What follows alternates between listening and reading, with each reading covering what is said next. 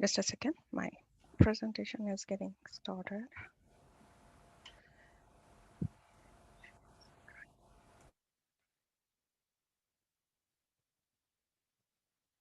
Let me know when you all can start, see my screen. Yeah, I can see it. Okay. So this talk I'll just be continuing on where we left off last class. That's the first week of December. To begin with, does anybody have any questions to before we want to get started, or can I just jump right in? I know we didn't have much time for the question and answer last week, so I'm okay if you want to get started with that and then continue, or we can just get started and in the process, if you want me to stop somewhere and ask any questions, you're more than welcome to. So, sorry.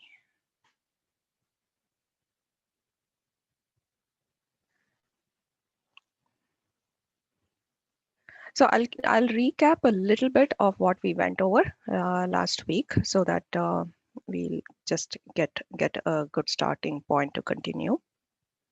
And it is quite a complicated, if not and also a little bit confusing topic to understand within 1 hour or 2 hours. It takes a lot of reading, and for me at least, it took quite a few months to actually read the book and reread it a couple of times again and again to wrap my head around what was being talked and what was being explained. So feel free to stop me anywhere if I'm going fast or it gets a bit confusing or too complicated. We can revisit again, definitely. The point is not just to cram information in here, but just to understand it clearly, so that we have good good conceptual idea of where we stand right now and where we are going, and that's more important than having more information than to understand how we are progressing in our evolution, both physical evolution, mental and spiritual evolution, and how the plan has been laid out and what's the plan and where we are going with this. So to begin with, we discussed with starting with the Earth, that is a field of evolution. The two aspects that we covered was one is the spirit of the man, that is the evolving being itself, and where the evolving being is situated is called the field of evolution. Or right now, the field of evolution is the solar system, and within that we have the Earth as a system. Just like we have our own physical bodies, astral, mental, and all the seven principles of our human existence, the Earth also has its existence in physical, its physical bodies being the Earth, the Mars, and the Mercury, the planets Mars and Mercury being the other physical bodies of the Earth. And along with that, it has and these seven principles of Earth is called the globes, starting from A, B, C to G. So the top two are the lower mental, the second one, the middle are the B and F are the astral, and you can see there is a three physical. Now, right now, as you all know, we are on the Earth body, or the Earth physical entity of the Earth chain. So before that, we were on the Mars, and from here, once we are done with the physical evolution, or the evolution which is determined or designated for Earth, we move on to Mercury. So each each period that we spend on the globe, each of the globes, whatever we spend here, is called one globe period. But the time period to complete one globe period is when 7 root races have been established, and it turns its cycle with the 7 sub races. That means whenever 7 root races have been established, and in turn within those 7 root races there are 7 sub races, which have been developed, I mean which have been established and which flourish, and human beings evolve within that seven sub races, and which completes the within which completes the seven root races, then the globe period is complete. So after when seven such globe periods are completed, then we call it as seven globe periods will constitute a round, and seven such rounds will constitute a chain. Here, seven such round periods, a round will constitute a chain, and seven such chains will constitute a here. Seven such chains will constitute a scheme of evolution. Now again, this takes a long lot of period of time. So as you know, the moon chain, the third chain of our scheme of evolution was the moon chain. And from there, in the moon chain, we all were animals. Before that, in the second chain, we meaning the human entities right now who have taken birth as humans in the fourth chain, where animals in the third chain and vegetables in the plant in the second chain, vegetables or plants, and we were minerals in the first chain. Even before we got into minerals, we were when we descended, our souls or entities, when it descended from the first from the third aspect of the solar logos, then we all came into first elemental, second elemental, and third elemental. As such, if we are in the fourth chain, if we are humans, that means we did not do our elemental states in this scheme of evolution. We completed our elemental in a previous scheme of evolution, and we moved on to this scheme of evolution being as a minerals. Vidya, sorry to interrupt you. Yeah, Could you clarify for me, is Pariyaya only happen after the chain complete, or is it happening for every round?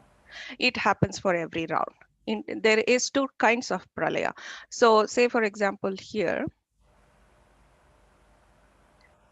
we'll start with the the globe periods, right? Once a globe period is complete, there is going to be a pralaya. Okay, okay. Okay. Because the Yeah, diagram itself, I guess I look at certain diagram and then I look at other diagram where they didn't present the yeah, product here, true, true. and they have a tendency to get confused. Is it Braya happened within the round, within the chain, or within the Pacific? Yeah, the pralaya happens at every stage. Like say, for example, once the globe period D is complete, and before we go to the globe period E, there will be a pralaya here because it completely wipes out and then it starts over. And apart from that, after each round of this, there will again be a pralaya. So every moving from one globe to the next globe, there is a pralaya. From within the round also there will be a pralaya before once it completes the globe G, that is the end of first round. Before going to the globe A, there will be one more round of pralaya. Now say for example this whole chain is completed and it has to go to the next chain, like here from the moon chain. Before coming from the moon chain to the earth chain, there will going to be a pralaya. Yeah. Okay. And my other question is, are the diagram, which particular book are you capturing them from? Is it the solar system, or Yeah. is it the man with, or which one is it coming from? Because Oh, well, man, Whence and Whither has all this information, but it is not very detailed. I would suggest you go with the solar system book. It has nice diagrams. Whatever diagrams I have captured here, most of them come from the solar system book. I'm just recreated it. It's not colored in the solar system book. I just added these colors just to distinguish between the physical and like this diagram here. I just added in the colors, but you can find these pictures in black and white in the solar system book. okay, Yeah. and also, are you using other sources as well, or is this all captured within the solar system? Because It's mostly captured within solar system book. Most the author says that the original information can be found in all these books. Within this, I have referred to the Masters on the Path here. This book, Man, Whence, How, and Whither. then The Hidden Side of Things, Volume 1, then Astral Plane, then a little bit of textbook of Theosophy, but most of it is covered in the solar system book. So mainly this is the book I have referred, the Okay. solar system book. And but there are certain stories which come between, like, how the Manus set up the root races, which we will get into a little bit details today, and all the struggles they went through, and how many times the members of our Theosophical Society, like say Lord Maitreya, like the Master Mercury and Mars, which is Master Maurya and Kutumi, they all, and also J. Krishnamurti, Leadbeater, Annie Besant, Alcott, all these people keep on taking reincarnating again and again over the period of time. Like, they are called as a band of servers. That means the masters have been guiding them, and they have always been very loyal and faithful to the masters, and they keep on serving them over a period of time. And that story is very well laid out in the lives of Alchemy.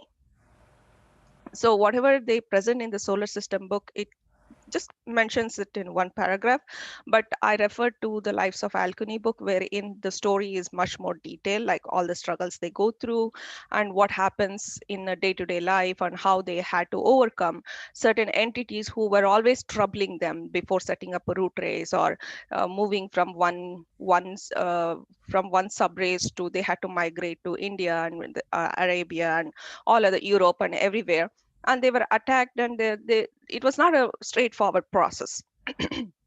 So all that story I referred to from the Lives of Alchemy book and Man, Whence, and Whither.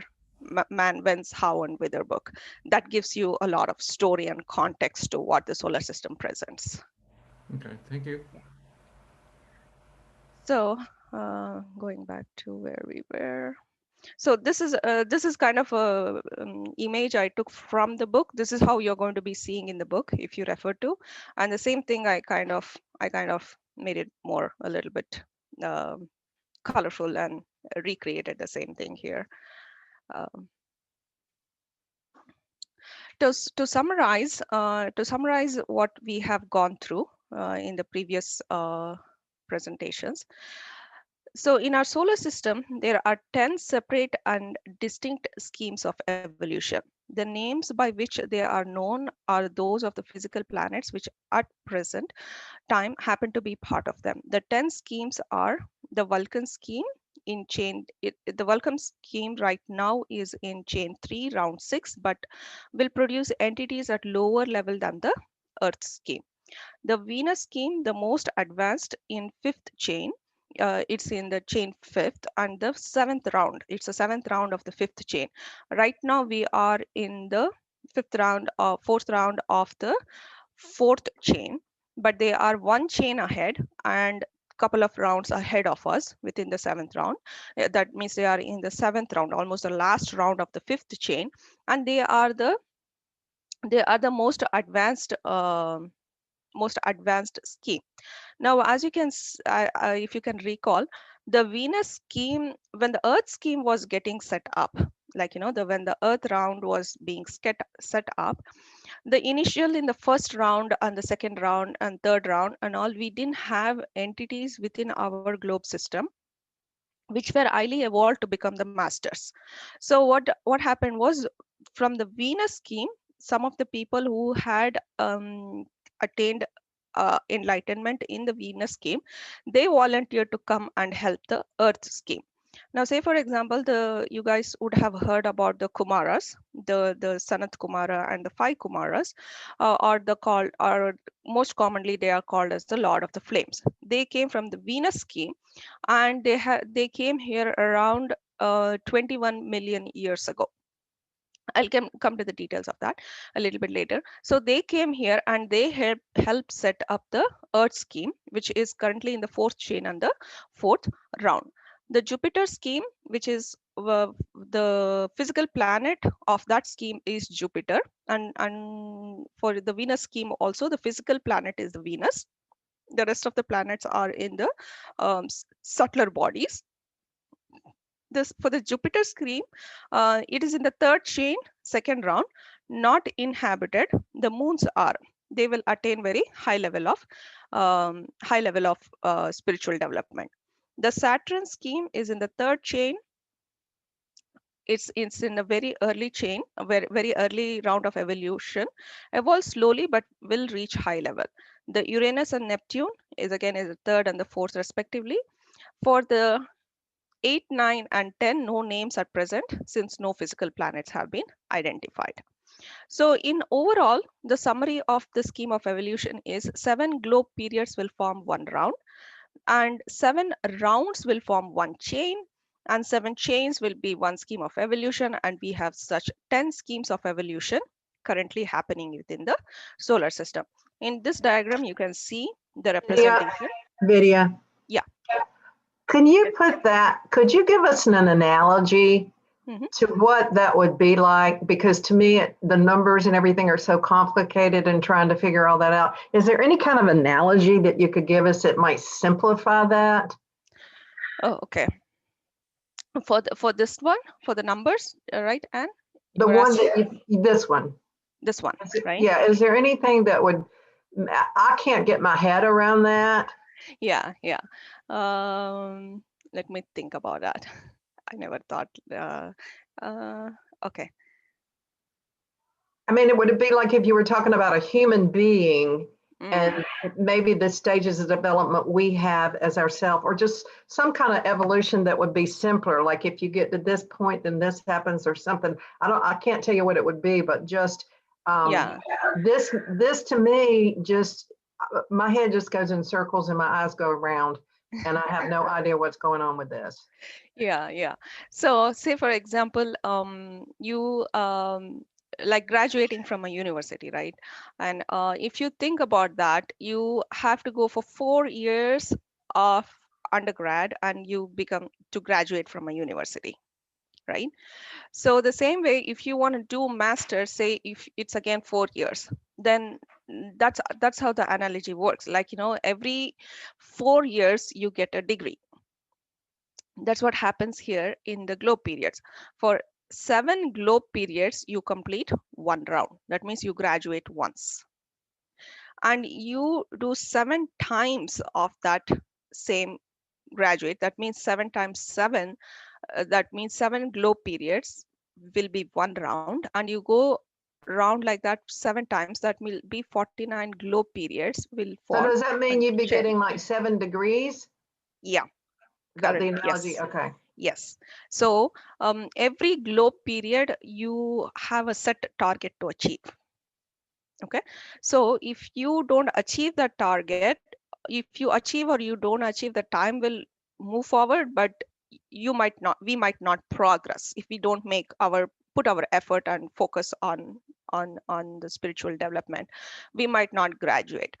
So with 7 globe periods and making one round, it means you have graduated to a certain level. Okay. And now if you complete 7 rounds, then it be one chain period. Now as humans, you can see here, we have completed 7 rounds in here. Okay. When we completed these 7 rounds, we were minerals. Okay.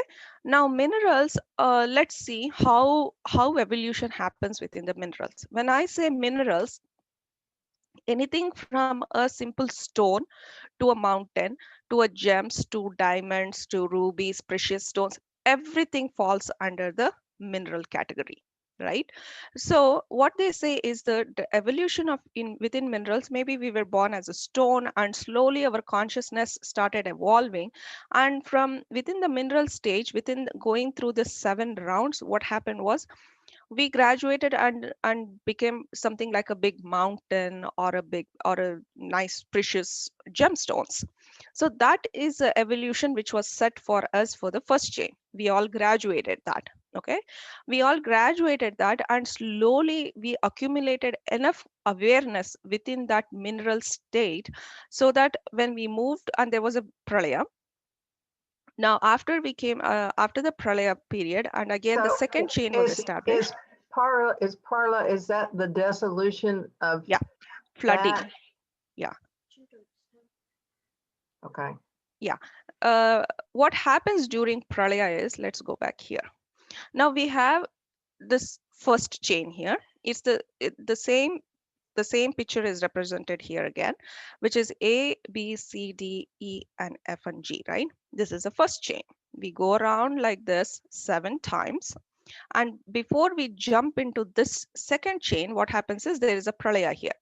Now, all the matter which makes up. Now imagine, I'll give you one example of what happens here. Now, say there are kids play with the, what is that called? The thing that Play-Doh. dough, the Play-Doh. play dough, yes. They take play dough and they make 7 balls. Okay, so there are 7 balls to begin with, and at the end of this chain period, the same 7 balls will be made into one big ball. Okay, and again they split it across and make 7 more balls again. That's exactly what happens moving from chain 1 to chain 2. The matter which made up the first A, B, C, D, E, F, and G will be mixed up together, made into one big ball, and the same matter will be split across. Now, when they are splitting across, what happens is instead of having a what do you say?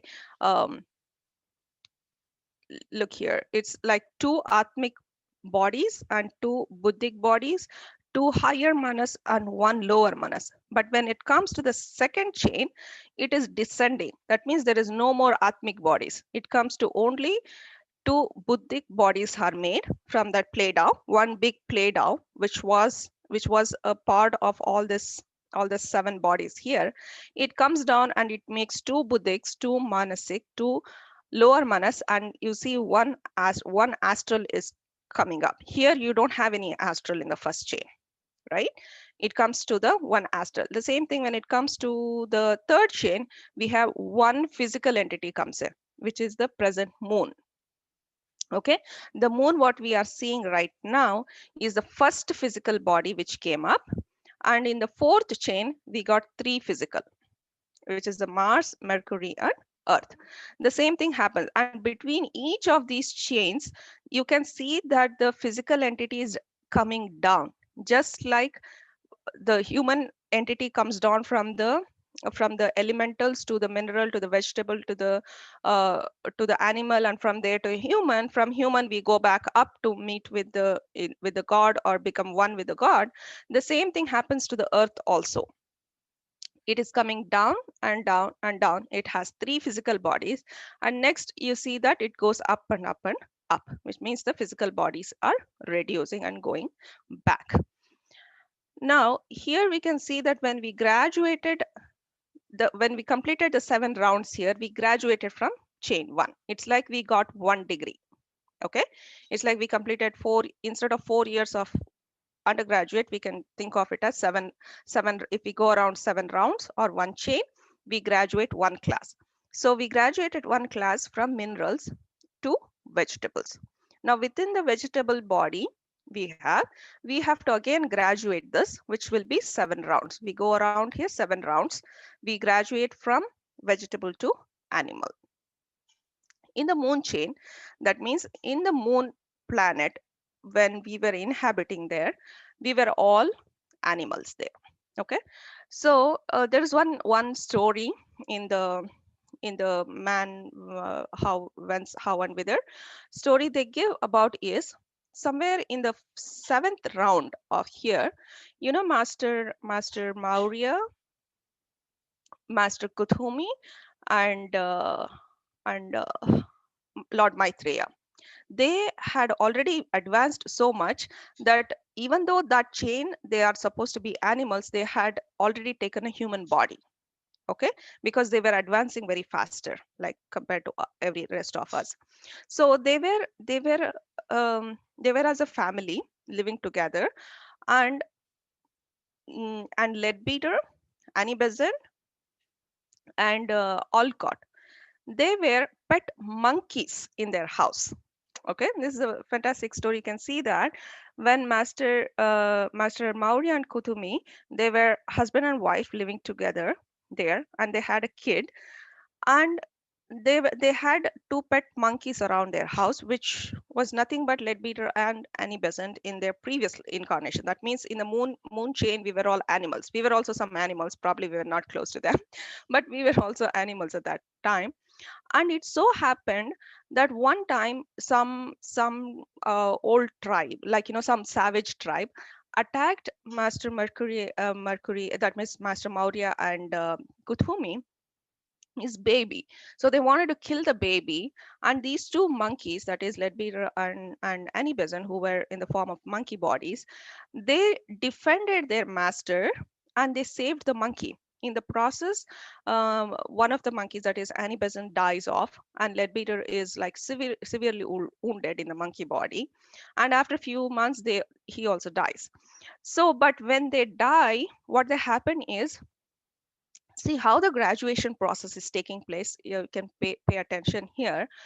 So when you are very close to a human being and you are very attached to your master, what happens is the monkey body or the entity that they had, it individualizes into, or individualizes means graduates into a human body. This is a process not just for those two monkeys that we are speaking of. We all have gone through that process. Just because you are born as a human being means you have gone through that graduation process three times already. That means from minerals to vegetables, vegetables to animals, and animals to humans. You can see one, two, three, and four times you have graduated that. That means your soul is, when you are in a monkey, the soul is experiencing the body in different, like 10 monkeys might have one soul. Okay, but are, and in plants, like the whole forest, like half of the forest, or 20 or thousands of plants might share one soul. That means one soul is having 10 plant bodies. In animals, most of the smaller animals like fishes, like tens and millions of fishes will have one soul. That means they're experiencing different bodies, but it is one soul. But in the process of individualization, what happens is, when you come to humans, it is one body, one soul. That is called individualization. That means all the souls unite from all the bodies to form one big soul, or it inhabits one body. When that happens is, it the emotional level of the entity, of the animal, should have risen to a certain level where it can inhabit one body. So that's what happened here. When Annie Besant saw that in the monkey body, saw that the baby is being attacked, his master's baby is being attacked, and it is somehow that instinct came that it has to protect the baby. It so happened that it immediately individualized into a human being. The same thing happened with Leadbeater.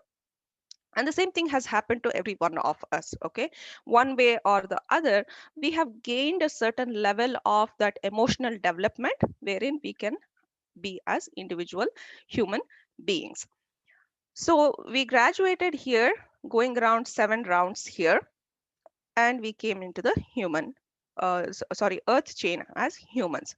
Now within here, we are in the Vidya, process of sorry, interrupt. Could you go back to slide 13? 13. Yes, Yes. So actually, were we human when we were in Mars? in Mars, yes, we all were Okay. humans. This whole So chain, that we are humans. so right now, what that literally mean is Mars is a part of the Earth scheme, and Mm, previous round, is it, what yes. round is it in? Okay. The previous globe period. So within this, okay. So here we come one round, right? Uh-huh. So this is Mars. Okay. This is Earth. This is Mercury. So we come from the moon chain. We enter here. We go one round. Okay. Okay. And then we go the second round. And every round we are human beings only. In this whole chain, we are human beings, right? Yes. So then we come to the third round. Okay. And now we are in the fourth round. In the fourth round, we came to globe A, globe B, globe C, which is Mars, and we have come to globe D, which is Earth in the fourth round. Now we have already come to globe Earth 3 times before, which is in round 1, round 2, and round 3. We have come back for the fourth time on globe D as human beings. So, okay, this is where I got confused because did that mean that every round you go to the same globe again? So that Mhm. literally mean we in the fourth round on Earth right now, and then Yes, the fourth round on Mercury, and yes. then eventually on the fifth round we go back to Mars. Is that what's going on? Yes. So we have come in the fourth round, we have completed the Mars stay. So we have come to fourth round, Earth stay. Fourth round, we'll go to Mercury. When we complete, we'll come to the fifth round, this one. Mm-hmm. This fifth round, we'll come back to Mars again. Oh, okay, okay. So in the fifth round, we'll come back to Earth again. In the fifth round, we'll come back to Mercury again. When we complete again, in the sixth round, we'll come back to Mars again. In the sixth round, we'll come back to Earth again, like that. Okay, a lot clearer to me now because Yeah, yeah. earlier I did not understand. I didn't Okay, catch that yeah. detail. Yeah. Thank No you. worries. Please stop me wherever because believe it or not, it took me many months to understand this, and I had to read it again and again. It is a bit confusing. I agree with it, but I want you guys to understand it. However slowly we go, I don't mind repeating it again. Please stop me. Well, here's another question then. Yeah. I mean, this is really getting elementary, but does a round mean an incarnation into a form? Is that what a round is? No, a chain is an incarnation into a form. This whole chain, we will be humans. 7 rounds we are going. We are already humans here. 7 rounds, human, human, human, human. We are But out what does waiting for. what does round mean though? I'm just not clear what Okay. round is Yeah. meaning. Yeah. Good. Good. We'll come back to that now. What does around mean? Okay. This is 1 round. That means, say, one globe period, meaning, say, on Earth. On Earth, there are 7 root races right now going on, right? So when we have 7 root races completed, okay. Even before I get into 7 root races, I'll come to say on the Earth. We have taken, this is the Earth actually, by the way, globe D is Earth. I think I understand it. So what you mean is that we've been through, a round is going through every one of these stages. Yes. So once we complete a globe period and we complete 7 globe periods like that is 1 round. You see one circle, the blue circle here? The blue circle is a round. That means to go through each globes, like say this is Mars. In Mars, we had to go through 7 root races. Once the 7 root races are completed in Mars, then we come to Earth. Of course, there's going to be a pralaya here. Then all the people will move on batch wise into the Earth. When we come to the Earth, we go through the 7 root races. Once the 7 root races are complete, invariable of whether you do any spiritual progress or you don't do a spiritual progress, the time is given to you. Whether the syllabus is already given to you. Whether you study, you don't study, the university will graduate, and either you pass, you fail, you fail. Depending upon that, they go to the Mercury. Okay, from Mars we came. Once the 7 root races are completed, that's the end of time. Whatever grade you got, the same grades you're going to continue in globe D, that is the Earth. Okay, when the 7 root races are complete here, we go to Mercury and we do the 7 root races. Like that, we go 1 round from globe A to globe G. A, B, C, D, E, F, and G. That will be 1 round. So is this is for a group? So you said if somebody, the curriculum is given, if somebody doesn't get the curriculum, do they stay within that circle? No, no. What happens is, say for example, I failed in the globe fourth root race of the Mars. Okay, I failed in the fourth root race of the Mars, and I was not fit enough to continue with the fifth root race. Okay, now what happens is I will be filed away somewhere inter nirvanic period. So I what happens is if I have not developed wherein I cannot take birth with the fifth, sixth, and seventh root race, the people who have graduated will continue with the fifth, sixth, and seventh root race. They will be making progress, but I will be failed and put in a detention. Okay. Now, when the Earth comes into existence, which will be billions or millions of years later, I will be again coming taking birth in the fourth root race here, because you know why? Because I failed in the fourth root race here. So I'll come and I'll be given second chance to take birth in the fourth root race. Probably I'll make certain fourth root race will be a couple of millions of years. In the millions of years, say average, I'll be alive for 10, say 100 years. 100 years, within millions of years, every 2000 years I take a birth. That is, I do get several thousands of chances to set myself, put my act together and make some progress. If I make some progress and I come to the fifth root race here, and maybe I can make steady progress and graduate by the seventh root race, which is good. Or maybe I didn't do my proper homework. I again failed in the sixth root race here. Then when Mercury comes into being, then I have to wait until the sixth root race comes in, and I'll take birth again here, and then I continue my progress. So either ways, if we are not making, wherever we fail in one of the globe periods, until the next globe period comes around the same time, we will take birth there. Clear? Yes, thank you. Okay, so we go around one round like that, and that will be one round. Like that, we have to go 7 rounds in the same globe period. Now, when we come to a new chain, that means if we have taken birth as humans here in globe A, root race 1, we are humans, this whole round and going 7 times around the same globes, we will be humans only. Unless we make a very fast progress spiritually, then we might jump one form to the next form, like what Master Maurya and Kutumi did here.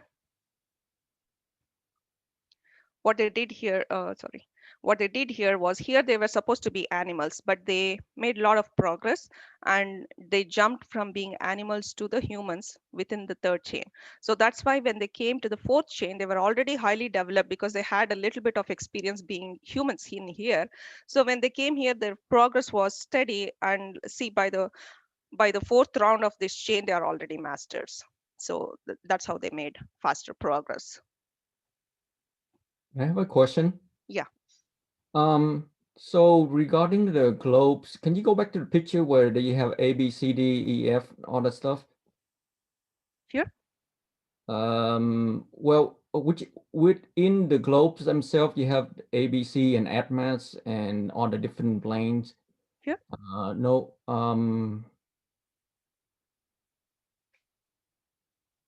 The pictures where you have the A, B, C, D. Yeah. Okay. So This one. each one of these globes, are they like on a specific globe?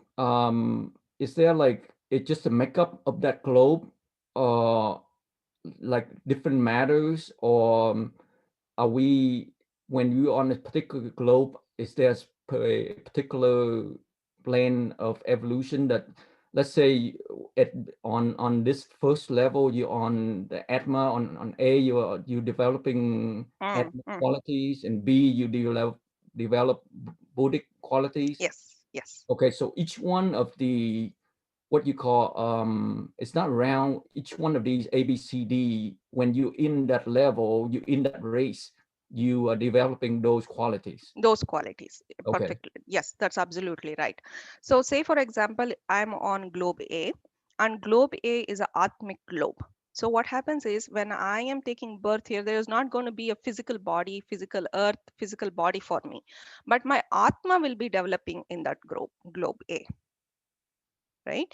So the development of all the entities will be at the atmic level.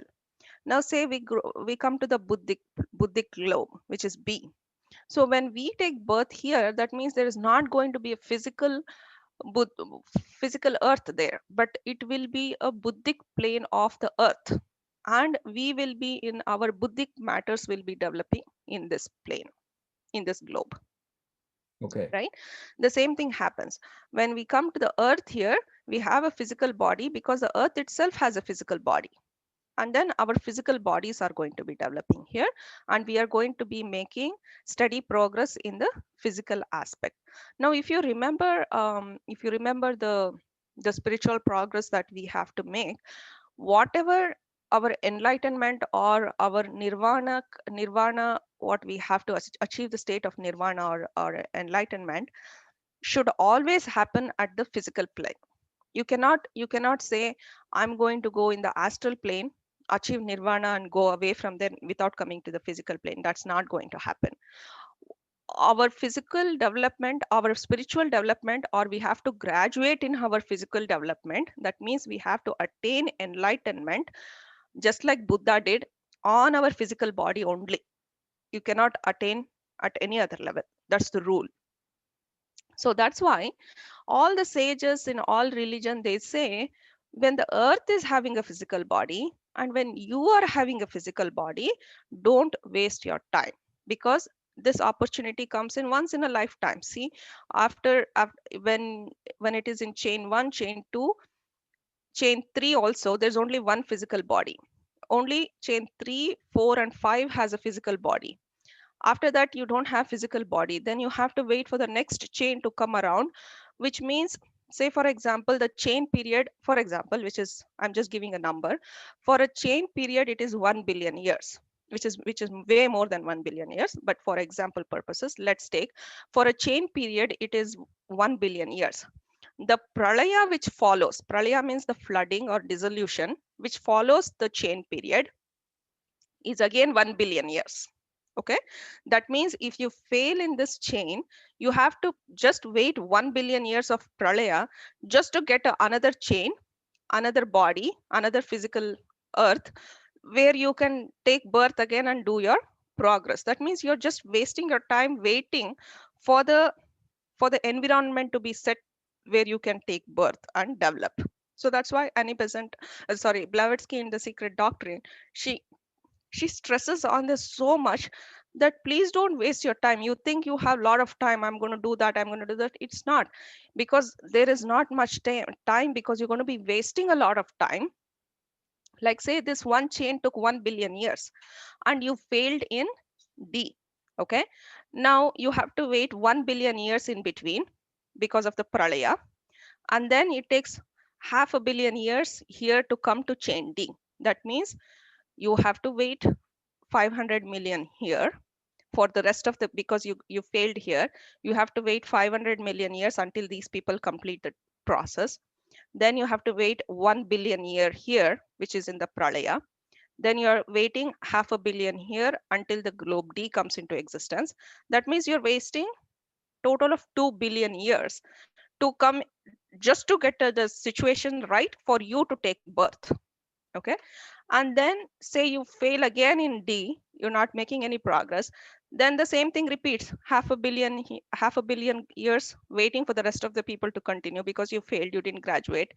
Then 1 billion here in the pralaya, then half a billion again for D to come in, so you can take birth again, just to take birth, not to make any progress, but just to take birth. And then you have to make progress. After taking birth again, we are stuck in this worldly things of making money, making that, making this, and all the other things. We are distracted so much, we are not making progress again. So this cycle, we are stuck again and again and again. So Blavatsky says that the masters are now giving you all this knowledge. That's why they set up the society. They give you all the knowledge, understand all these things, and see how much you're harming if you don't do the proper homework, and if you're not serious about your progress every day, every minute. If you think about this, if you understand how much time you will be wasting, then you will have a little bit more seriousness about taking all this a little bit more seriously and putting your efforts in. Okay, so to summarize, so what we're looking at here is the seven chain. Right now Mhm. we in the fourth chain where the Earth globe is, Yeah. and in the Earth globe there's seven races, Yes. right? So we have to go around 7 times like this, Seven right? times. Yeah. Right. So we have gone around 4 times now. Okay. We have gone around 4 times. We are in the, let me pull up another picture. So this is a picture I'm going to be expanding right now.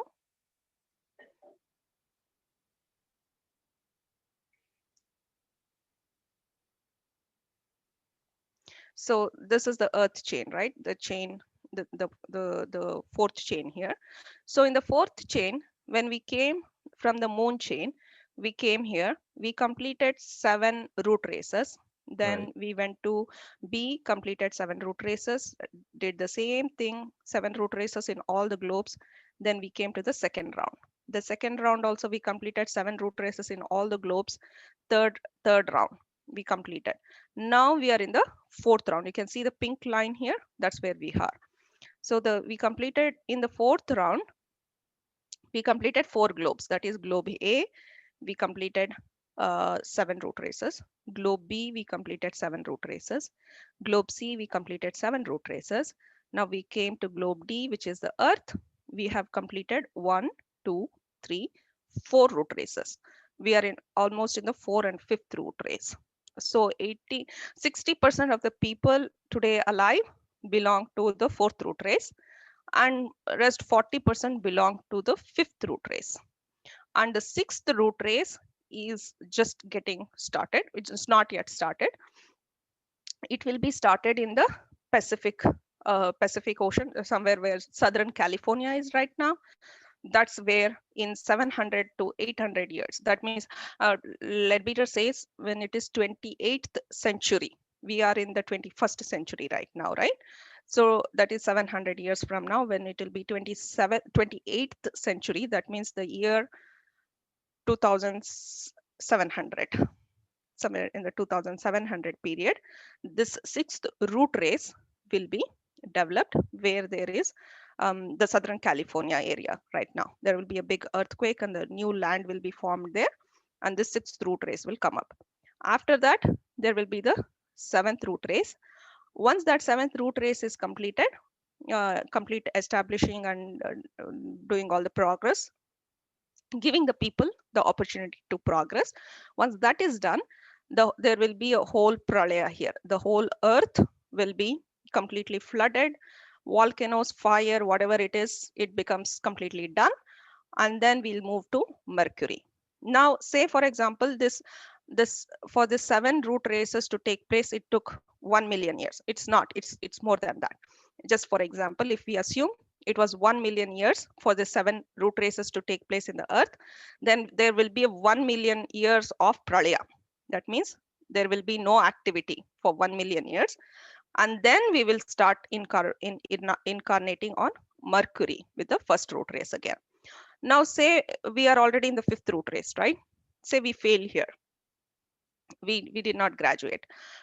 We just got lost in the worldly pleasures and we didn't make any progress, and we failed in the 5th root race, and we did not get enough progress to take birth in the 6th and the 7th root race. But there are people who graduated. So what happens is we are failed and we are put in detention after the 5th root race. 6th and 7th root race will continue. Then there will be 1 million period of pralaya, and then we have to wait until the 5th root race comes up here. The first, second, third, fourth, and 5th we cannot take birth because we have already made progress to the 5th. So we can go back to the 5th only. So until the 5th root race comes in here in Mercury, we have to still keep waiting, which is billions of years, billions of years. And then we start progress again here, which is an absolute waste of time. That's what the masters say. So they say that when you know what the chart is, so don't waste time, just utilize the time that we have.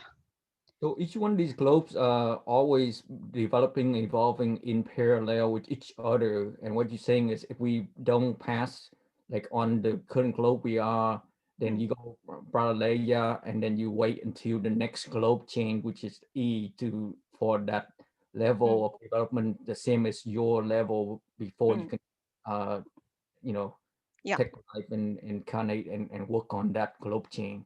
yeah, Now, my question is, within each globe chain and after each round, it seems like we repeat, go back to the same, every same globe at least once again. yeah. So during when during each round, when you get to the same globe again, let's say for Earth, and then you have 7 root races you have to go through. Yeah.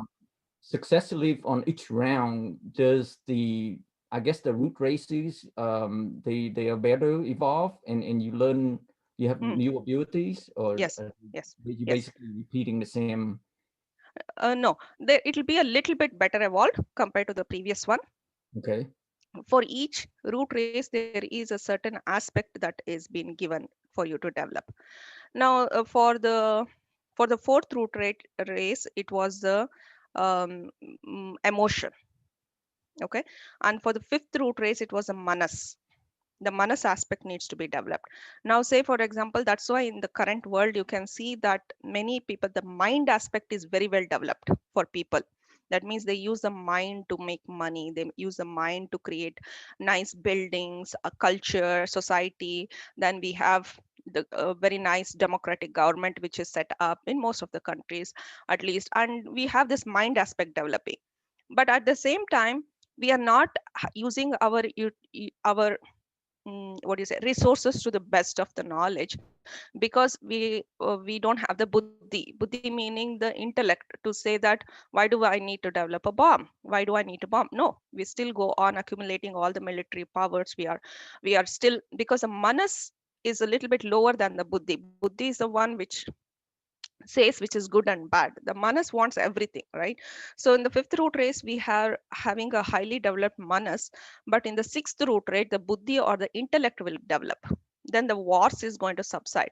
When the sixth root race comes around in the Pacific, those people are going to be highly evolved intellectual beings. Not just they don't have manas aspect, but they have a wisdom aspect wherein they know what to do with the knowledge that they have and lead a better life. And by the seventh root race, it's going to be a spiritual aspect will be developing. Okay.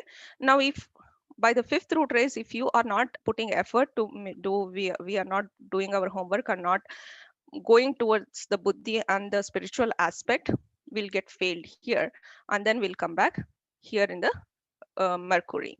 Now, what we have to see is every root race, when people who have failed here in the first root race, they will take birth in the first root race here, so that they have more time to start working on themselves, right? So people who failed in the second root race will come in the second root race, like that. So they will be given more opportunity and time to evolve and set themselves right. So the purpose is, by the time we complete the 7 rounds in this chain, every one of us should have evolved and graduated completely. That means we should have attained the nirvanic state. But but the people in the Theosophical Society, they say that we can already, by the time we come to the seventh root race, if we do proper homework, we should attain nirvana by the time we come here, the seventh root race, if we progress with all the teachings that we have been presented. By the time we come to the seventh root race, if we go properly from time to time, meaning from one lifetime to lifetime, you have that commitment and will that towards the spiritual development and towards the masters, you are very much what you say, if that is your first aspiration, that the highest priority that you have set for our lives, then by the time we come to the seventh root race, we should all be enlightened, or jivan mukti, what you say is free of this birth and life cycles. So if that happens, what happens is, by when we come to the when the next incarnations takes place here, we might we might volunteer ourselves to be the masters, guiding the rest of the people. And we might Blavatsky says that there is a lot of need for small people like us who have just graduated and enlightened, to lead these kind of peoples. Like, say for example, there were many masters who took birth among the people to enlighten or give them the spiritual teachings. So we might be assigned and volunteer to take care of these peoples, if we do our homework and enlighten ourselves, and we can assist the masters for the rest of the cycles too, if we choose to. Any more questions? No, thank you. That was very helpful. I know this is very tough to understand with all the chains and rounds and the globes and Yeah, racing. yeah. Thank you. No, we'll go slowly. I don't want to rush through this. I want you all to ask more questions so that way others also we might who has some doubts can understand better. Well, this is Ann again, and I want to ask, how has having this information changed your life? What does it add to your life? What is the practical application, and how does this help me if I get everything down and I know it? What is the value of it? I I can't speak for everybody else, but for myself, at least when I got all this as a context, I know, from childhood, I knew that we are on the spiritual process, that how we have to let go of our ego and develop that all loving, forgiving nature and make spiritual progress and all those things. Theoretically was fine, but for me personally, when I studied this book, when I got a context of where I stand and how I have come along this way and where my path is to where I am going from here onwards, for me it gave a perfect path. Say for example, like you go to college, you're going to school every day, and you are going to school in the morning, you're coming back, you do your homework, you don't know what is the end purpose, the end goal. But if you know, at one stage in our life somewhere, when we are in high school or when we just started college, we get to a set goal that, okay, I'm going to graduate from medical school, I'm going to be a doctor, I'm going to be a neurologist or a cardiologist or whoever, and this is going to be my career. When that is set in mind, you have a certain aim or goal to achieve. That means you can see your goal and you are more motivated towards working towards that, rather than you don't know what to do, you don't know what classes to pick up in your college, and you're just picking random classes, and you don't know what you're going to graduate in major, and you don't know what your career is. Rather than being in that state, when you have a set goal that, yes, I'm going to be a cardiologist, I have to graduate medical school, then I have to do my residency or whatever, and this is my goal, and these are the classes that are going to help me get there, then you know which classes to pick and how to work towards that goal, right? For me, that's how it helped me. Knowing all these things, now I understood, oh, okay, it how the time aspect is important.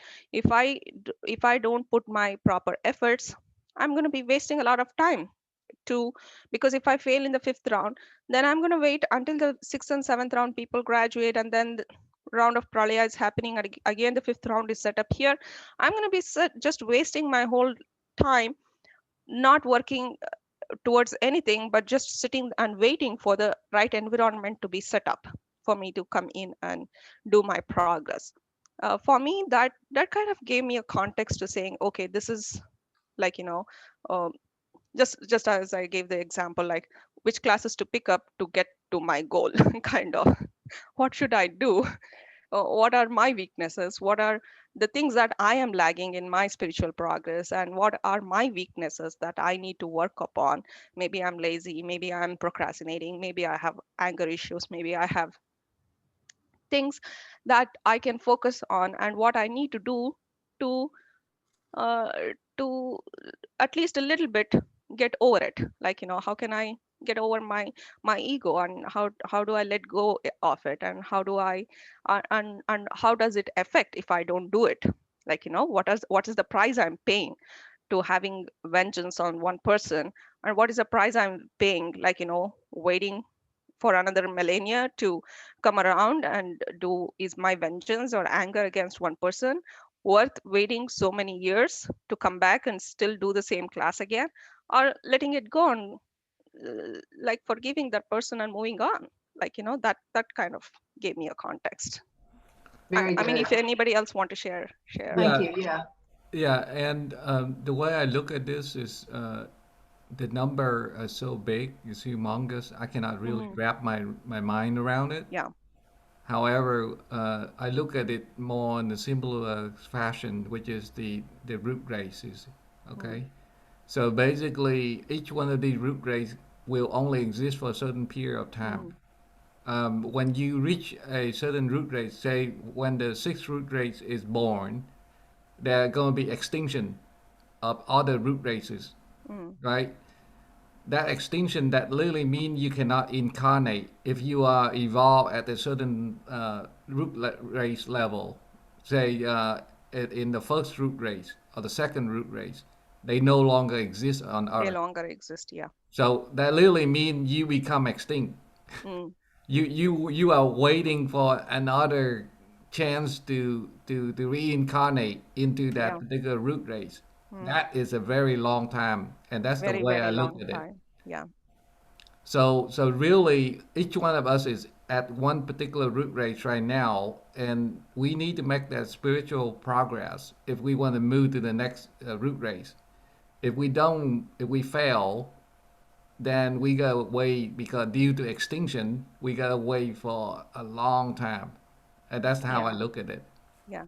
So, like this numbers might not be accurate because even Leadbeater and Besant in the book, they say that these are just arbitrary figures, like approximate numbers.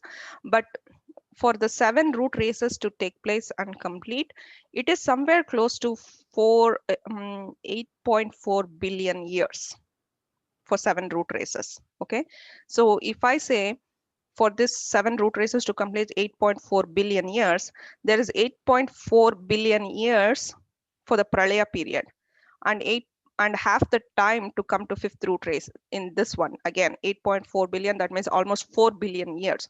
That means 8.4 here and a half of it, which is 4 billion, somewhere close to 9 billion years. Do you want to waste that time just waiting for the next or next world, next globe to be set right for you to incarnate, just because you are angry on some person and cannot forgive that person? That's just one example I'm saying, but it might be our ego that we are attached to, or personality that we are attached to, whatever it is. For me, that gives questions to me that really, do I want to waste so much time by not making progress? So that number is kind of approximate number, but even Leadbeater says that we don't know, but that kind of is an approximate value, ballpark number. Is Anne or somebody wanted to say or wanted to talk something earlier or ask a question? No, it wasn't me. Okay. Okay. Anybody else? Any questions? Okay. If not, then we'll go to the next topic here. This one we kind of touch based on what is the mm, process of evolution.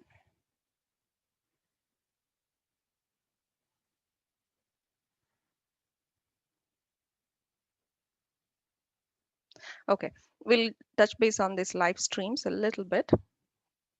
The first 3 of the 7 kingdoms, elemental 1, 2, 3, are on the downward arc of evolution. That is, life in them is plunging deeper and deeper into matter.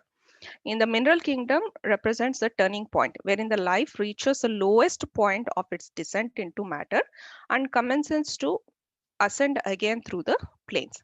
The vegetable, animal, and human kingdoms are definitely occupied in the steady rising through the plains or the upward arc of evolution. Right now, we are at the human kingdom, so we are definitely on the upward arc of evolution. So we should.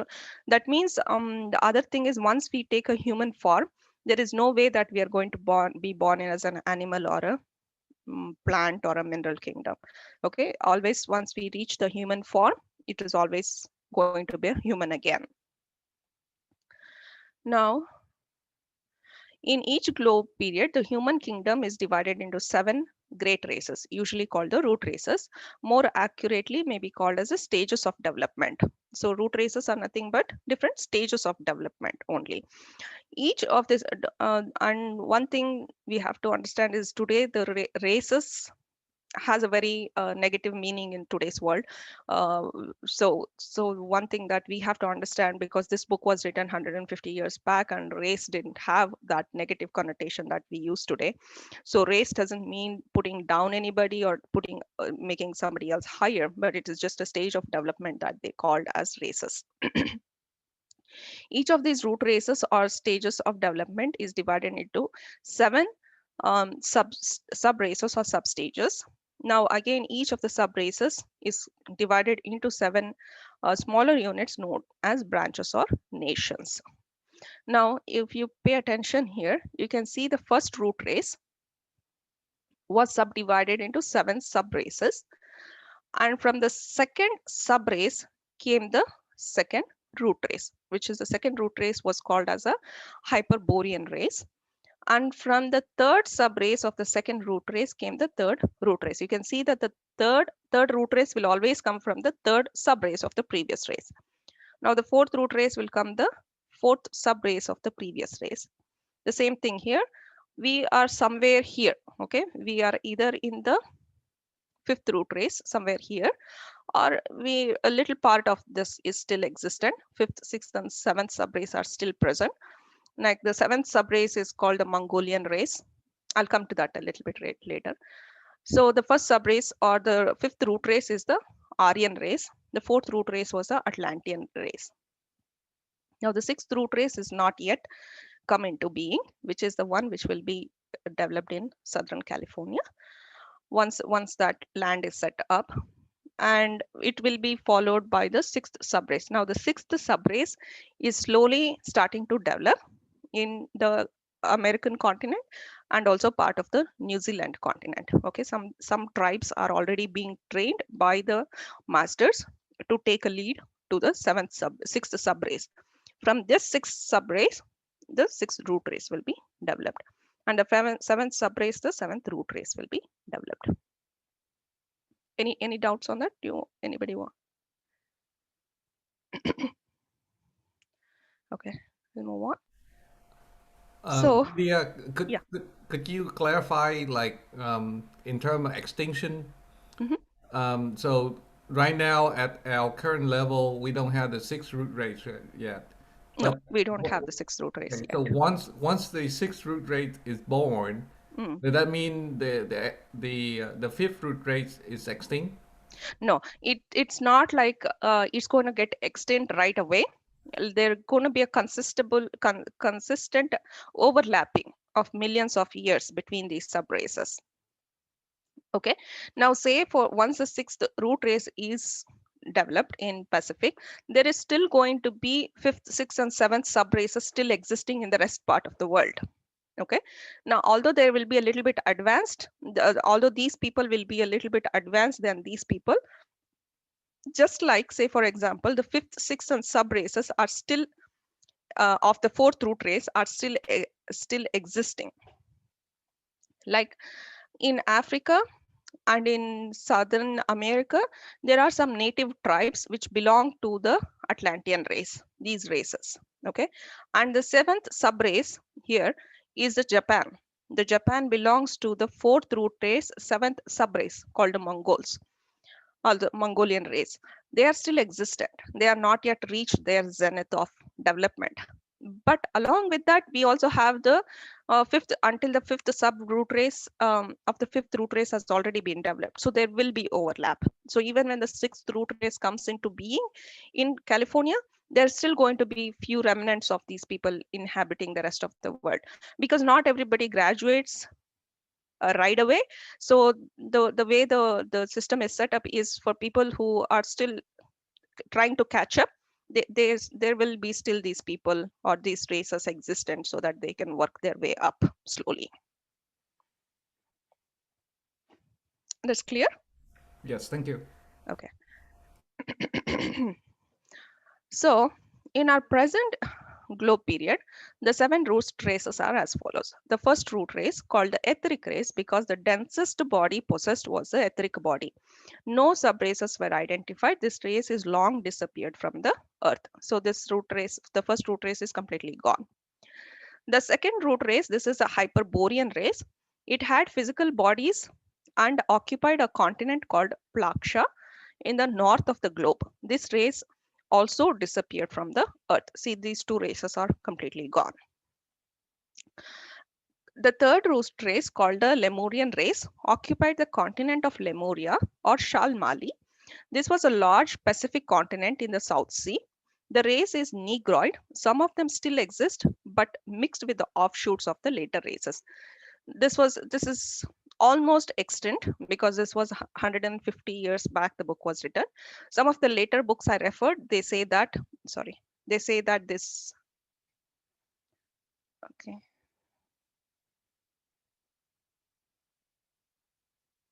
okay, some of the later books say that the third root race is also completely extinct. The fourth root race, this is the Atlantean race, inhabited the continent of Atlantis or Kusha, now disappeared beneath the Atlantic Ocean. Most of the present inhabitants of the earth today belong to this race. So most, like 60%, somewhere the number I studied was 60% of the people who belong to this fourth root race or the Atlantean race in today's world. The fifth root race is the Aryan race. Now again, the Aryan word has a very negative connotation, which is not to be taken in that sense. The Aryan race, just like the Atlantean race, Aryan was the name given to the fifth root race, but some people have twisted it to their own convenience, the word Aryan. Included the advanced souls in the earth. Krauncha is the name given to the present land surface, which include Europe, Asia, Africa, America, and Australia. So this is where we all belong. The Krauncha is the land wherein the fifth root race is present, which is Europe, Asia, Africa, America, and Australia. We all belong to mostly fifth root race. And it doesn't mean that there is no fourth root race people in this land. There is a mixture of fourth and fifth root races. Now, and the main difference in one of the books I read, the main difference they say between how you differentiate between fourth and fifth root race people are, fourth root race people, you can still see that they are very materialistic, money making, behind success, and they evaluate life on a very materialistic basis. But the fifth root race people are a little bit more into artistic poetry, literature, spirituality, something of the inner qualities, like they are a little bit advanced. They don't measure life just by how much money we are making or the success, or they're a little bit more advanced in the artistic nature and spiritual aspects. So that's how you can make a difference between fourth and fifth root race people. And the sixth root race, this race has not yet come into being, though it will shortly appear. It is destined to occupy a new continent, which has already begun to rise, fragment by fragment in the Pacific. The seventh root race, this race will follow the sixth and will be the last to appear on the earth on this round. Nothing is yet known of the continent it will inhabit, though the name Pushkara is sometimes given to it. Any doubts here? Okay, then we'll go to a little bit detail about some of the fourth and the fifth root race. So within the fourth root race, right, there are 7 sub-races. The first sub-race is Romala, second one is Talwadi, Toltec, Turanian, Semitic, Akkadian, Mongolian. And within the fifth root race, there is a Hindu was the first sub-race, Aryo-Semitic, Iranian, Celtic, Teutonic, only just commencing to arise in various parts of the world, not yet appeared. Now, if you break down the entire thing that we went through, in one scheme, we have 7 chains. We are in the 4th chain. You can see here, we are halfway through. And within that, we have 49 rounds. We are again exactly halfway through. And here we have 349 globe periods. We are again exactly halfway through here. And we are in the 5th root race, and we are in the 4th and the fifth sub races of the fifth root race. So we are halfway through. You can see if this is pie diagram, you can see that we are somewhere here. That means we are completely halfway through. Now, one of the one very important event occurred 400 years back. That's what Blavatsky says. 400 years back, what happened was the gate was closed. That means any any entity who was an animal, like say for example, we had a pet animal, just like the masters had a pet animal of Leadbeater and Blavatsky, Leadbeater and Annie Besant in the moon chain. So we had a pet animal which was very close to us, which was very close to becoming a human being. Until 500 years back, that animal could have jumped into a human being. Okay, until 500 years back, that pet animal could have jumped into becoming a human being, and that human being would have been born very close to us. Like say I had a dog 500 years back, and that dog was very much devoted to me. All the emotions was completely developed, and it was ready to be human being. If it died, it would have taken birth immediately as a human being. Although this whole chain, it should have been an animal. Just by being associated with me, a human being, it would have jumped into being a human being. But 500 years back, that gate was closed. Closed meaning any animal coming into the chain in late this period of time, they could not achieve the target that was set to it. So that's why the gate was closed, and no more animals are becoming animals in this chain because that time has that time has passed. To give an example, say for example, you have 1 year for all the elementary kids to learn to read and write. Now say until December, you can admit new kids because you still have 6 months until May. So you can make them learn the letters, make them pick up on the 3-letter words and make them read to some extent. But if you admit kids at April of the year, where rest of the kids are already been in the class for like 10 months, they are already reading, you cannot admit a kid with who doesn't know ABC and get them to the reading level in 2 months, right? That's the analogy. So we are already in a state wherein we cannot get new animals as human beings and make them come to our level. So it's not fair for them because they don't have enough time. So that's why the gate has been closed here. So no more animals can enter into the chain. But people who are already here, animals who have already become humans, and we humans who were born into the chain as humans, we have the time to develop and complete the syllabus that has been assigned to us. So the judgment days. So this is kind of important. The total number of souls constituting the present human kingdom is estimated at some 60,000 million. This includes the physical plane, astral plane, and all others. All the dead and living souls in this world is around 60,000 million.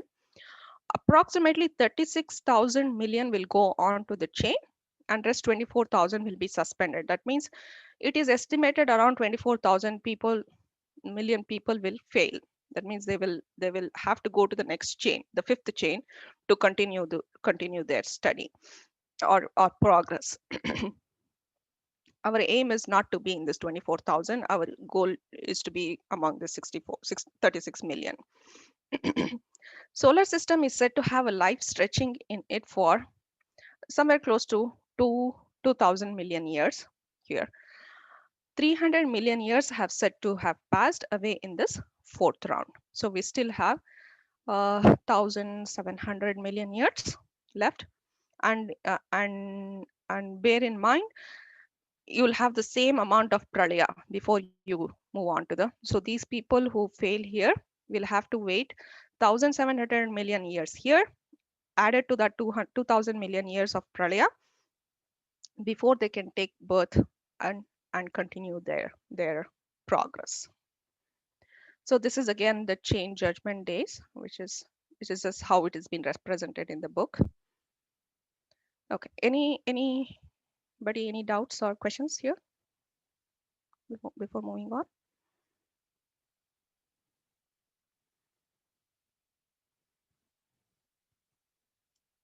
Okay, I'll assume no questions and continue. So the Manu is a generic term used for a class of directing intelligences of many different grades or ranks. So we kind of went through all this information, right? The rounds, the chains, the how the globe periods are working and everything. Now it doesn't it's not like everything will take place automatically, and there's nobody to take care of it. It so happens there are great number of officials who have been appointed to make sure that these things happen in the right order that has been set forth. Like the root races are getting started, the 7 sub races are getting started, where it has to start, how it has to start, how the structure of the earth and the land needs to change. Everything has a predestined plan. Now, who is the person who plans all this is called a Manu. Now, the Manu is a generic term for a whole bunch of officials which take care of this process, which who make sure that all this plan of 7 root races, 7 sub races, the round, the chain, the globe period, everything is taking place. He is a person who monitors that these things happen in the right order and at the right time. So there is a whole number of officials who make sure that this happens correctly. Now all those officials are called the generic term of Manu. Now we'll see how they are classified. The Manu who presides over the scheme of evolution is called the planetary chain logos, or the logos of the scheme of evolution. Now see here the scheme of evolution.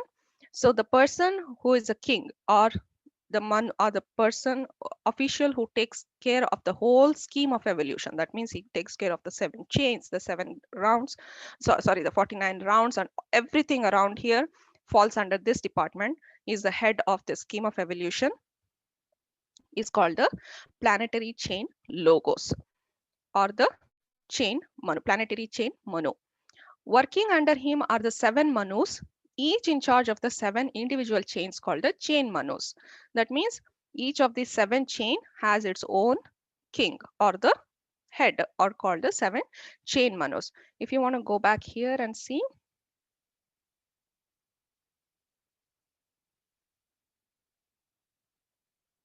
here is the 7 chains. Each of these chains will have a individual Manu who makes sure that everything that is bound to happen in the 7 chains will be happening. So there is one head for each of these chains.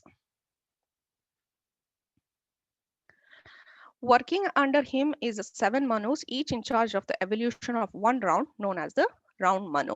Now here you can see that within the chain there is a 7 rounds. The 7 rounds that we go through, each of these 7 rounds, for one of these rounds there will be one Manu. So for within one chain there will be 7 Manus. Working under him is the Manu of the globe period. Working under him is the Manu of the root race. For that matter of fact, each root race will have one Manu. The Sanskrit word Manvantara literally means the period between 2 Manus, usually used to denote the period of one chain. Now, apart from these officials who is taking care of the root race, each root, now say for example, we are in the 4th and 5th root race. So we have the 4th root race Manu and we have a 5th root race Manu. The 5th root race Manu is called, anybody knows the name? No, the 5th root race Manu is called Vaivasvata. At the same time, the whole whole chain, the earth chain Manu is also called as Vaivasvata, but there are 2 different people. Somehow they have the same name. But yeah, so our 5th root race Manu is called Vaivasvata. So between these globe periods, between this chain, now say we are in the 4th chain, right? Before that we were in the moon chain, which was the 3rd chain. From the moon chain, when we all graduated into human beings, in the moon chain we were animals, and we all graduated to human beings, and we came into the earth as a human being. Now from here we will go to the next chain, which is the 5th chain. Either we pass or we fail. Say if we fail, that means we were among this 24,000 people. This 24,000 people we failed. Then in between the 3rd chain, in between the 4th chain and the 5th chain, there will be pralaya. During that period of pralaya, there will be a Manu who is going to take care of us. He is called the seed Manu. That seed Manu is a Manu who is kind of holding us for a period of the chain for the period of Pralaya.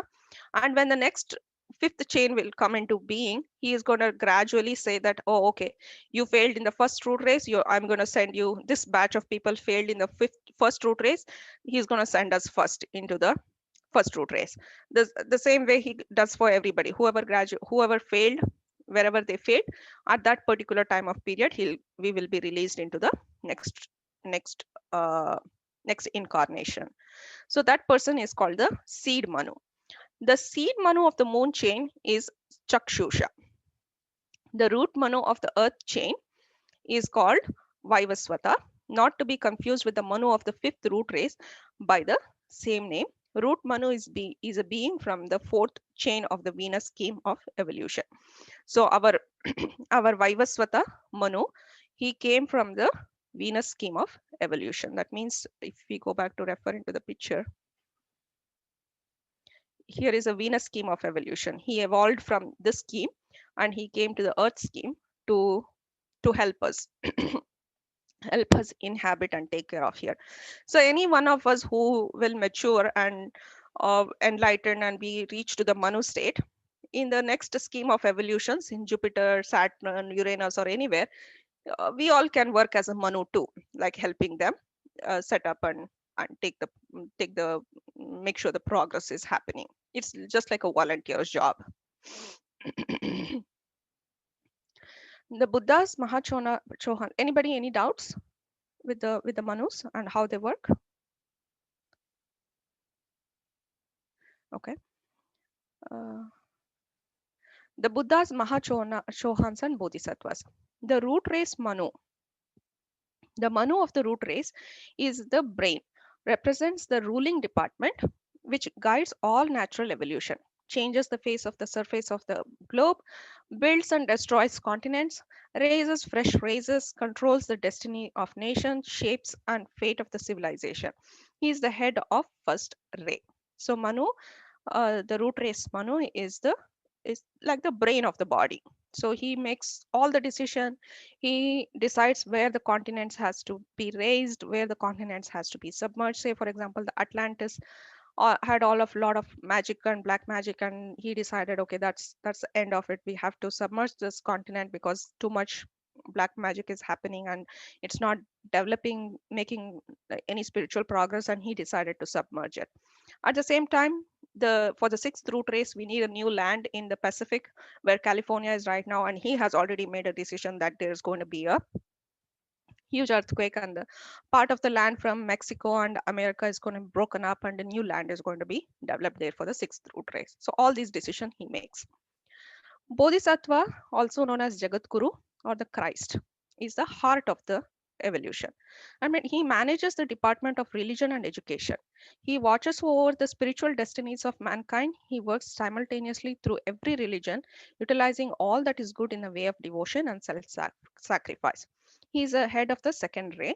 The current Bodhisattva is Lord Maitreya, known in the West as the Christ, who also incarnated as Krishna in the Indian plains. So Lord Maitreya was the Jesus Christ and also incarnated as Lord Krishna. So he is currently the Jagat Guru. Jagat Guru meaning the Bodhisattva who takes care of the religion and education. That means all the spiritual education and religion of this whole world is under his guidance. Mahachohans are the fingers of the body. He who directs the minds of men so that the different forms of culture and civilization shall be unfolded according to the cyclic plan. Current Chohans are Maurya and Kutumi. These two are the great masters who also set up the Theosophical Society, and they are guiding everything in this world with respect to how things has to be done, how to manage on the ground level, like operations manager in a company, in a corporate. They are the operations manager who are in touch with the people on the ground. The Bodhisattva of the past who gave the earlier religions of the fifth or Aryan root races is now Lord Buddha. Above the above the Jagat Guru is the Lord Buddha. Buddha is like a position right now held by Gautama, who was the first first lotus to bloom. That means we all came together as one descent from the supreme being. And among the group of souls which came together, Lord Gautam Buddha is the first one to reach that Buddhahood, that to a level of enlightenment, and obtain the 8th initiation to become Buddha. So he's very much revered because he attained the highest spiritual development, but he sacrificed himself, saying that until all my brothers and sisters get enlightenment, he's going to wait for us until the last of the soul comes back home. So he has sacrificed his higher progress just so we could make the progress just like him. So that's why he's very much revered. Nobody in ever had ever sacrificed their lives so much. So apart from that, whilst we have the world teacher, while he was a world teacher, he came 7 times down. First, he came to the first sub-race as Vyasa and founded the Hinduism, the religion of the sun. He taught as Thoth and later as Hermes in Egypt, founded the religion of light. He came as Zoroaster to Persia 31,000 years ago, proclaiming the religion of fire. Then he came as Orpheus to Greece, teaching by music and sound, founding the Orpheus mystic. These are all the previous lives of Buddha. He came as Buddha to India, where he reached the illumination of Buddhahood, and with Buddhism closed the ancient cycle, leaving to his successor the continuation of the work of the world teacher. Lord Gautama Buddha was the first to offer humanity to attain the stupendous height of Buddhahood. Lord Maitreya, current Bodhisattva, to become the Buddha of the 6th root race. So Lord Maitreya will be the Buddha when the 6th root race takes place, that is in 700 years. When the 6th root race comes into being, Lord Maitreya will be the Buddha. Any doubts here? Okay. I'm almost close to time, right? It's 11:45. Yeah, you still we- have 15 minutes. Yeah, Okay. that's fine. Should we take a break here? And if anybody has a questions, I would like to bring that into discussion. Are you saying, you said that the next one is Lord Maitreya? I mean, that Buddhist came as Lord Maitreya, and that's the same as Jesus, or the same as the Christ consciousness? Okay. Or neither? Lord Maitreya was the Christ conscious.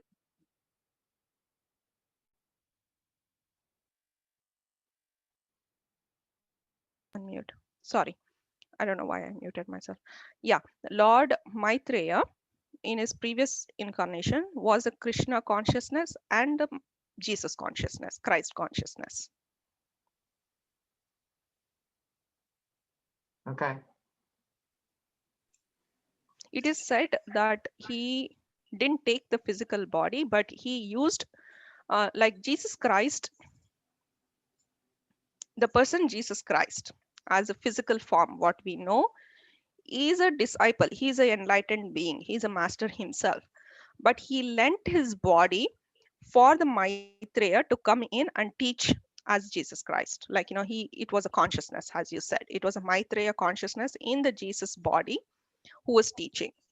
Now, Lord Maitreya right now is residing in the Himalayas, and the person Jesus Christ, or the master Jesus Christ, is now residing right now today in somewhere in the hills of Syria, because he also has a Syrian body, they say. He's still there. He's also working to take care of that region people. And the person who was born as Krishna is again a master who lent his body for the Maitreya to come in and give the gospel of Bhagavad Gita and Hinduism and everything. So the consciousness was Maitreya, but the body was Jesus Christ was one person and Krishna was one person. So Vidya, where does Muhammad fall in this scheme? I don't know, but my understanding is Muhammad was also a master of working under the Jagat Guru of the time, and he was also a very enlightened master and who also came down to give the message of the God. So he was somewhere in that arc of masters who came down. I don't know where exactly he falls, though. Okay, thank you. But he was definitely a master. Yeah. Okay. Any more questions? Okay. Apart from these masters, we should know about the lords of the flames or lord of the Venus.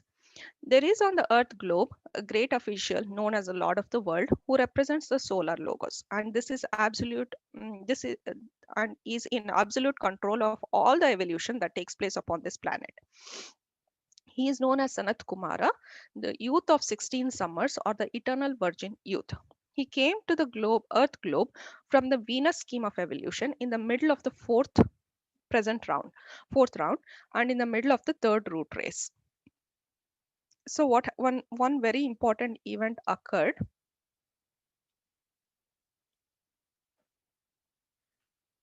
Let me go back to the picture so it'll be a little bit more clear.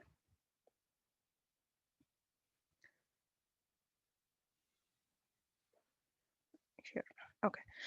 See here in the we here when the third root race, right? When we were in the fourth round, third root race, we were all in a Lemurian race. That means we didn't have a physical body like a human being. We were like a lump of mass. Both the sexes were in the same body. That means we have both the female and the male sex organs in the same body. We absolutely looked nowhere close to human beings right now. We were just a lump of animals, like living in the ocean and just eating and laying around, and much of consciousness was not yet developed when we were in the third root race, the Lemurian race. But we, by the fourth root race, we had to have human bodies and all the things developed. So society developed, a civilization, the culture, emotion aspect, everything has to be developed, but we were not making progress at all. So what happened? The Manus requested a little bit help. Okay, they requested for some greater interference because we were not making much progress at this third root race level.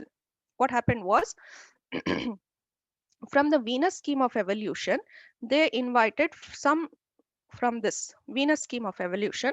There were some evolved entities. They were invited or they volunteered themselves to come to the Earth scheme. Just by being their presence there, we our mind aspect developed very quickly. This happened 21 million years ago, and now you can see that if we see the recorded history in our scientific recorded history, we can see that 21 million years ago is coincides with the uh, extinction of the dinosaur too. So it so happened 21 million years ago, this Lord of the Flames or the highly evolved beings from the Venus scheme, they descended into the earth. Okay, the impact, that means they were such powerful beings. Their impact when they descended into the earth, there was a lot of earthquakes, volcanoes, fires which happened because they were very powerful beings. Just like imagine a part of the fragment of the sun just fell on the earth. Okay, it might be just a fragment of the sun, but it is very powerful, right? It has a lot of energy in it, it has a lot of fire, energy or power in it. So the same thing happened by the impact, by when these masters of the flame descended into, there are five people, by the way, there are five of them which came, five masters who came. The leader of them is called the Sanat Kumara. So when they came down, the whole planet was covered with fires and flames, and the dinosaurs extinguished. Now by these masters staying on this world, they gave an outpouring. Outpouring is, just say for example, to give a best analogy, I wear a nice perfume. Okay, I wear a very strong perfume and I hug somebody for like 5 or 10 minutes. After a few minutes, you rub off that perfume to that person, right?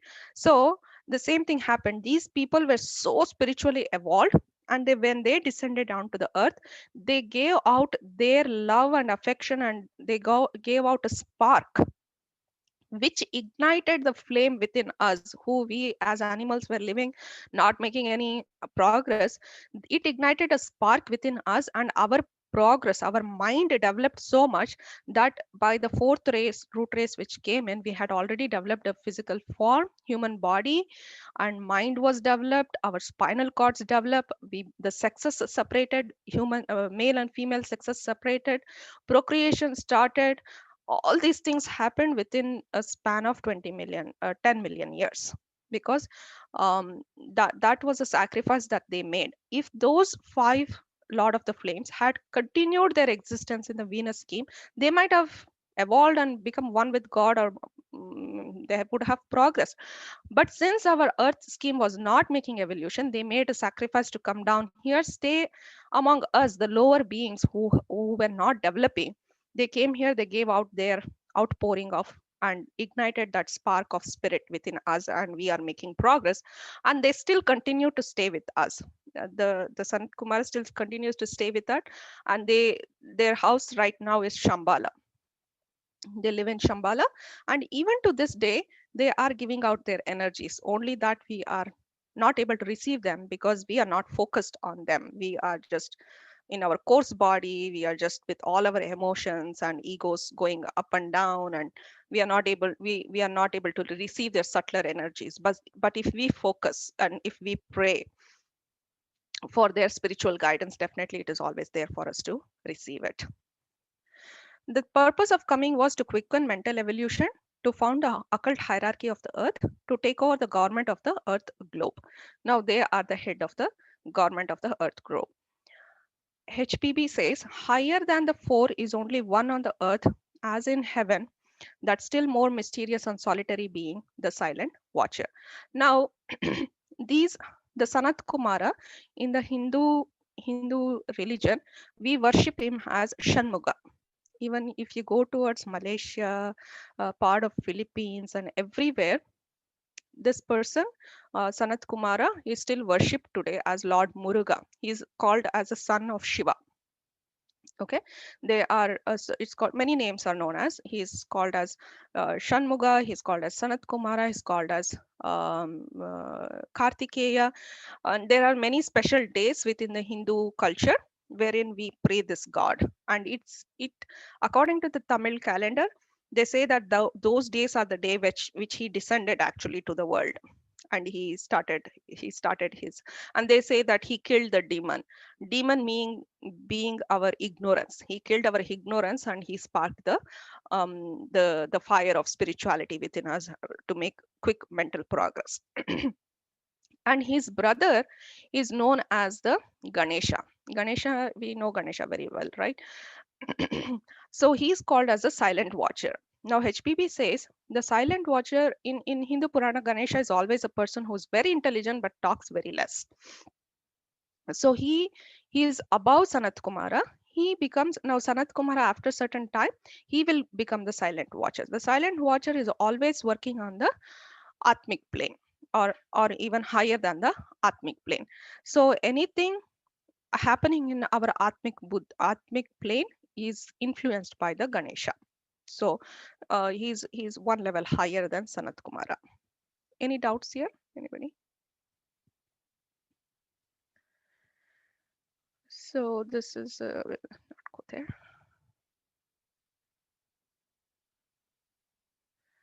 I think I still had a little bit more about in detail about the fourth sub races, but if you guys are interested, I'll forward the slides, you can go over it, or if you really are interested, we can have a separate talk about all this sub races and how, what are the things that developed and all those things.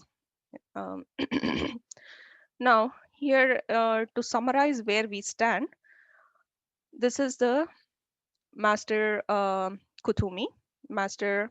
Let me mention here.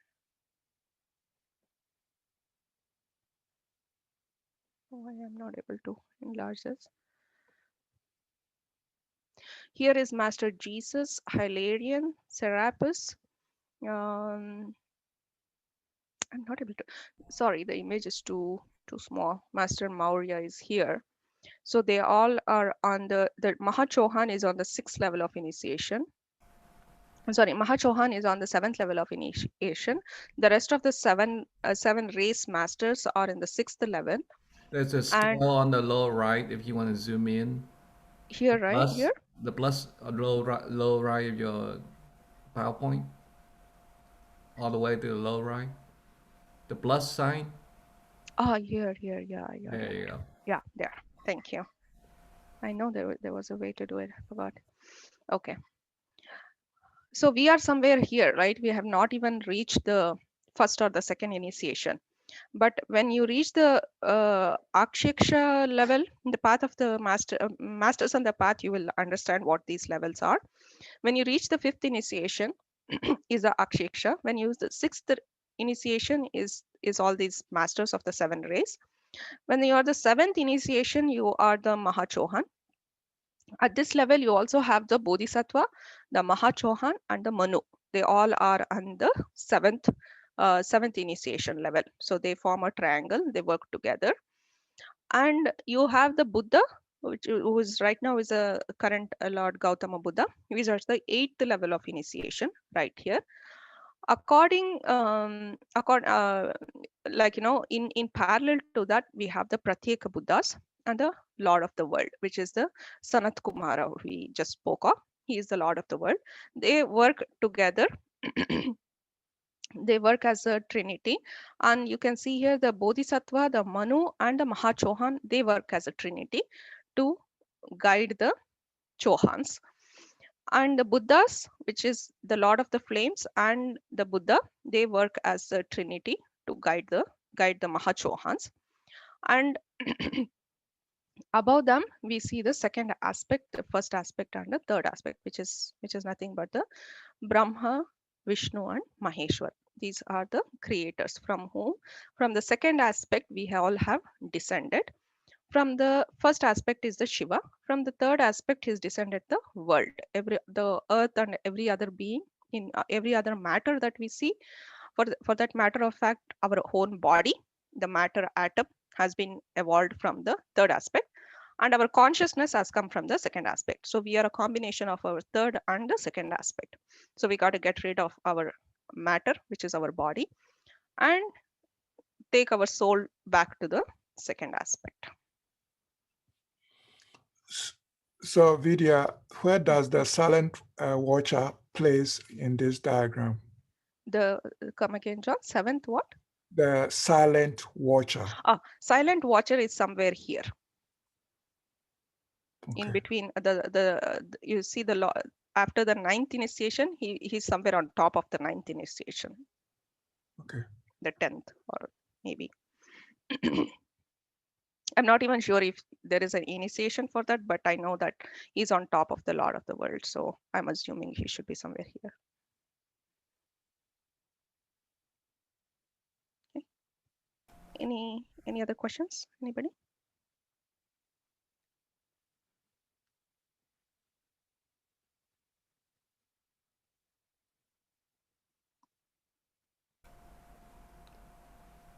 Do you know which book this diagram comes from? This diagram is from Masters on the Path. Okay, thank you.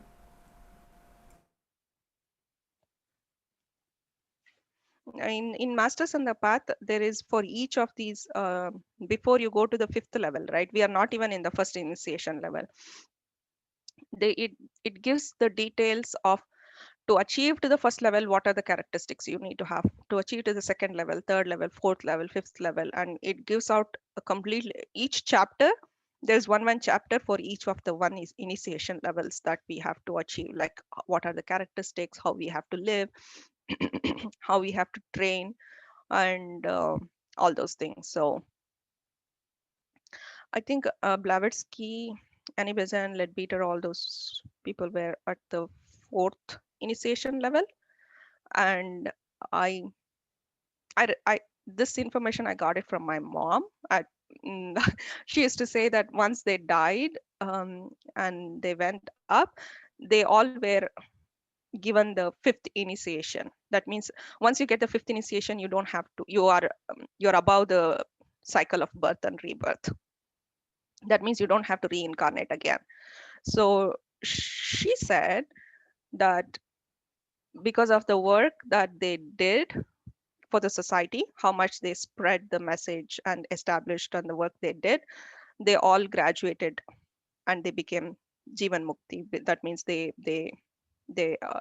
reached the fifth initiation level. That was just a word of mouth. I was not sure probably where she got that information from. It might be wrong, but that's all I know. Just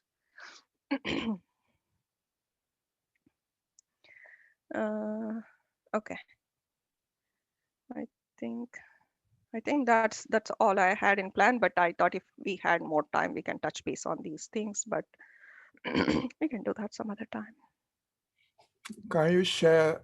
Oh, let's see. Can you share the slides with us? Yeah, sure. Last time I wanted to, but I still needed to fix a little bit, so I didn't get around to doing that. But now I think they are in good shape. I can share them right away. Okay, thank you. Okay. Anybody? Any more questions or anything? Well, Vidya, you mentioned praying during your presentation. And I was listening to Tim Boyd during the international convention. And he's the one that gave the last speech. And he emphasized as Theosophists that we should pay attention to service, serving others. And he said prayers is basically begging for undeserved favoritism. So what's your thought on that? And, I wanted to ask this question, put it out there to the group anyway, but. For me, prayer can be of two types. Like say, for example, I'm going through some difficulties of like experiencing my previous karmas, which I deserve, and it is there for me to make learn my lessons. And during that process, sometimes it breaks the spirit, right? Sometimes you are not strong enough. Like once it hits you, you think you're strong enough, but sometimes it might be a testing period. And then you can go there to pray and say that, oh, make me this trouble disappear and make me all this go away. That might be one form of approach to prayer. The other thing might be to seek the power and courage to face through this, right? Face through this hardship and make me learn what I need to learn. Like, make my ego a little bit softer so I can learn the lessons that this difficult situation is trying to teach me. This karma is teaching me, trying to teach me. And that can be a way for you to surrender yourself and say, please guide me through this darkness, or please make me look at the real knowledge or the lesson that I need to learn.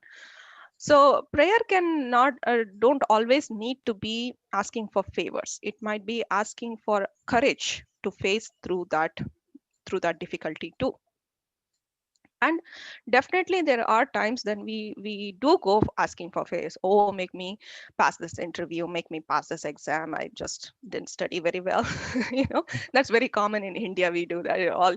You see, when the exam times is around, all students are in going around the temples, like, make me pass this exam, because we didn't study and we were like, we did all those things, like, and sometimes it's just a fear, like, if you don't go to the temple before you go to the take your exams, you might not pass, you might not get a good score.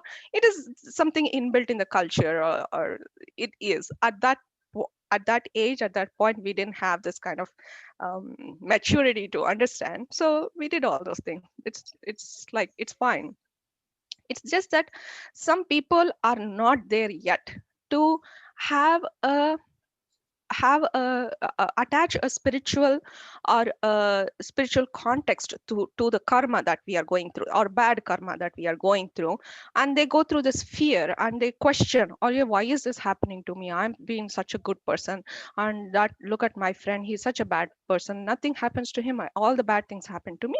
Maybe maybe you are at the right stage to learn the lessons that you have to learn. And we don't see it that way. We see it like, oh, God is punishing me, and we go to God, we just do this puja, do this homa, do that, do this, and we want all this to go away, and we just want nothing bad happening around us. That is there because when people are not are spiritually developed and spiritually equipped with all this knowledge, then that fear overtakes and we are doing that. That's okay. But at the same time, prayer can also be seeking for guidance, seeking for courage, seeking for help to navigate the situations. So I think it has both sides to it. And I don't Can know. I I'll speak to let that anybody. too? Can I speak to that too, Yeah, Vidya? yeah. Because I heard Tim say that, and I'm sure that Tim was he's talking about the prayer of petition. There are many kinds of prayer. Um, prayer is communication with that which is sacred, and so meditation is a prayer. Gratitude is a prayer. Praise is a prayer. Singing hymns is a prayer. So I think that if he were asked that question, he would probably distinguish that he was talking about the traditional Christian prayer of petition, which turns into a begging kind of situation. I mean, it's the same thing as longing and grasping, only you're saying that you're talking to the divine. And so I don't think that, in the Centers for Spiritual Living, they call their prayer a mind treatment. And they wouldn't be begging. They would make statements of what we are in the infinite. I am love. I am peace. I can see that peace permeating all of my life. And they consider that a prayer as well. So I think that he was just talking of a specific genre of prayer, because I'm certain that Tim knows that prayer is much bigger than just a prayer petition, which he was referencing in his talk. Yeah, Thank true. you, sisters. Thank you, sisters. So, Jamshid, you had a second part of that question. Can you repeat that? No, it was only one part, Okay. and it's been answered. So thank you. Okay. I missed Tim's talk because I was traveling the time. I was in. I couldn't attend, so I was It's on hoping to catch YouTube. that on the YouTube. It's already up. Yeah. Yeah, it is okay. Yeah, that's. And And if it's a anyone good heard, talk. let's see, Ravi Ravindra gave a Mm, talk on spirituality. Did you hear that? That's yeah, I did. absolutely an amazing. You Yeah, have to hear that. yeah, Just, yeah. The science just science yeah, talk, right? yeah. Just go to just Google like the Theosophical Society in Adyar if you're not subscribed to the international channel. And his Ravi Ravindra's talk is incredible. Oh, I listened to that part of it because it was 15 minutes. I missed the first part, but I did catch the later part of it. It was absolutely amazing. Yep. I love all Ravi Ravindra's and Professor Krishna's talks. They are very intriguing and very depth. They have a lot of depth to it. Professor Krishna, who talks on Theosophy, on J. Krishnamurti's topics mostly, he also is very good. I credit all my journey in the spiritual path. I always credit to Professor Krishna. When I was 7 or 8 years in Adyar, I still remember the day I was sitting in the evening and I was like 7 or 8 years, very fickle mind. I was like forced to sit there with my parents, and but he gave a talk on Maya, and that somehow stuck with me all these years. I can still imagine, I could feel something transform within myself even at that young age. And that's the day I really got into Theosophy, I should say. He was just amazing the way he explained. I always have a lot of reverence to him because he brought me in line with this. Even at that young age, I could relate to what he was saying. He explained it so simple and easy.